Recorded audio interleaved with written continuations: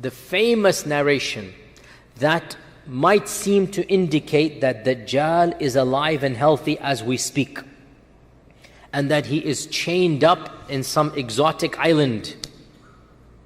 What is this hadith, and where do we get it from? This hadith is the famous hadith of Fatima binti Qais, one of the famous sahabiyat. She narrates, and this hadith is in Sahih Muslim, that one day we were sitting in our house when we heard the crier running through the city saying, "As-salatu jami'a, as-salatu jami'a." As-salatu jami'a is how the Prophet ﷺ would call the Sahaba to the masjid when there was an issue other than the 5 salawats. So, the Prophet ﷺ went on the mimbar and sat down. And he said, "Do you know why I called you?" They said, "Allah and His Messenger know best." He said, "I did not call you today to give you an advice or a lecture to cause you to cry or to fear Allah. That's not the reason. Maw'idah, no khatira today. I didn't call you.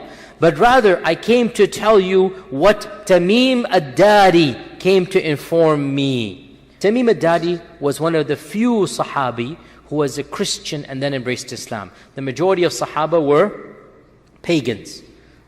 And so Tamim ad-Dari came to me embracing Islam, and he told me a story that happened to him many, many years ago. Now, Tamim ad-Dari is from one of the tribes up north, and those tribes were seafaring tribes. They would ride the ocean. And so Tamim ad-Dari, he came to embrace Islam. And the story goes as follows, that Tamim ad-Dari says when he was a younger man that he was in a ship of around 30 people from the tribe of Judham and Lukham. These are Christian Arab tribes up north, and he was from those tribes. And once a very severe storm came in the ocean, and for 30 days they were lost at sea. No clue where they were until they came to a faraway, ocean that they could not recognize, and they saw an island in the distance.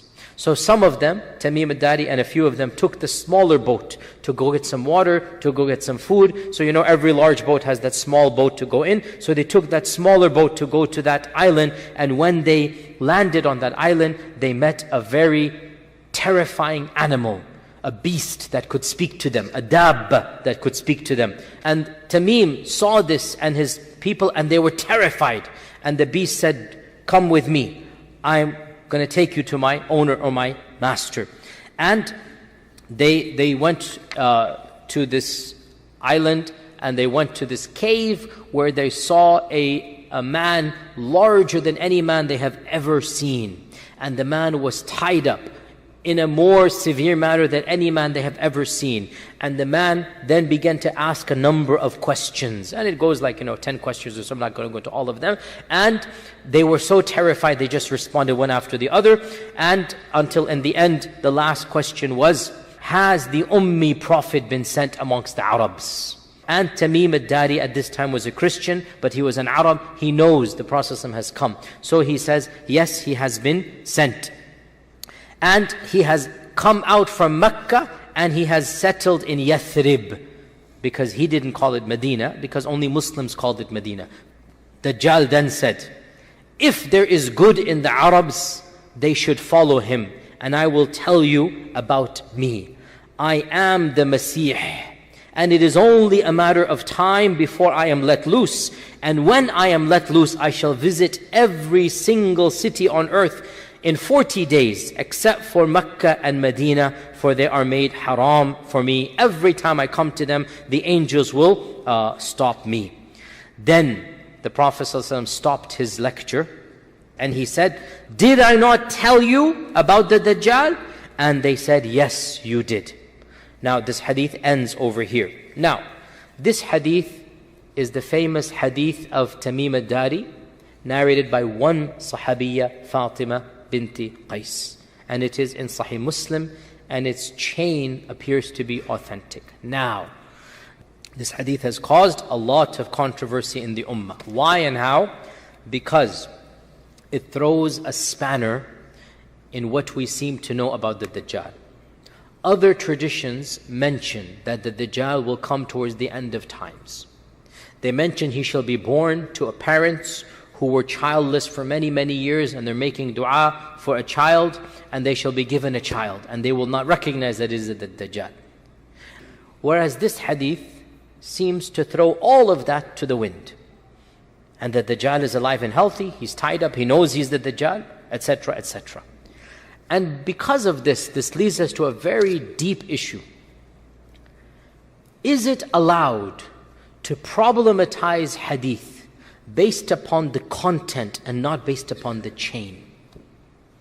And the vast majority of scholars said no, and for good reason. Because if you open this door, then it will never be shut. A very small handful said yes with a lot of conditions. And this is not the time to go into that. But one of those conditions, and I like this, one of those conditions is the problematization should not come from your mind or logic or rationality. It should come because it seems to be clashing with other ahadith. You understand this point, right?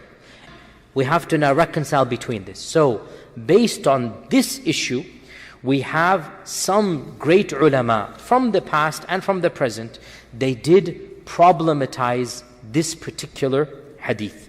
And of them, we have the most famous alim of 100 years ago, and that is Shaykh Rashid Rida, was one of those who said that this hadith doesn't make sense in light of all of these other hadith, even if it is in Sahih Muslim. Why? Because it seems to conflict with other ahadith.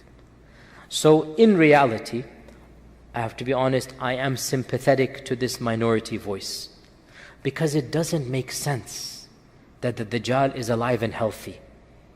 And it also doesn't make sense that if this incident occurred, only Fatima bint Qais narrates it and the Prophet has called the entire city. Something doesn't seem to be right, and Allah knows best. And mashallah, our Shaykh was a very humble man. He would say, but if the Prophet said it, then I believe in it. And this is exactly what I say. The hadith doesn't seem to make sense. But if he said it, amantu billahi wa rasulih. Simple as that. But mainstream interpretation, Imam al-Nawawi, Ibn Kathir, these scholars, they considered this to be authentic because this is Sahih Muslim. Then the issue comes, how do you reconcile this with the other ahadith about the coming of Dajjal, shall be born at a later time, his parents shall be childless, etc., etc. And you have one of two opinions. The first of them is that time and space mean nothing to Allah. And so, Tamim al-Dari got lost in, let me speak in the language of Star Trek, and I'm a big fan of Star Trek when I was a child. They got lost in a different time warp. And so they traveled to a different time and place, and Allah is ala kulli shayin qadir. And they saw an image of Dajjal projected from the future back to their time frame. And Allah ala kulli shayin qadir. Okay, fair enough. And the other interpretation is that Dajjal is in fact alive and healthy, and that he was born, and all of this happened in the past, and then he is being chained and kept as the hadith of Tamim says, and he shall be released in the future. Now the issue comes, the only hadith that mentions alive and healthy and chains is this one hadith of Tamim al-Dari. That's it.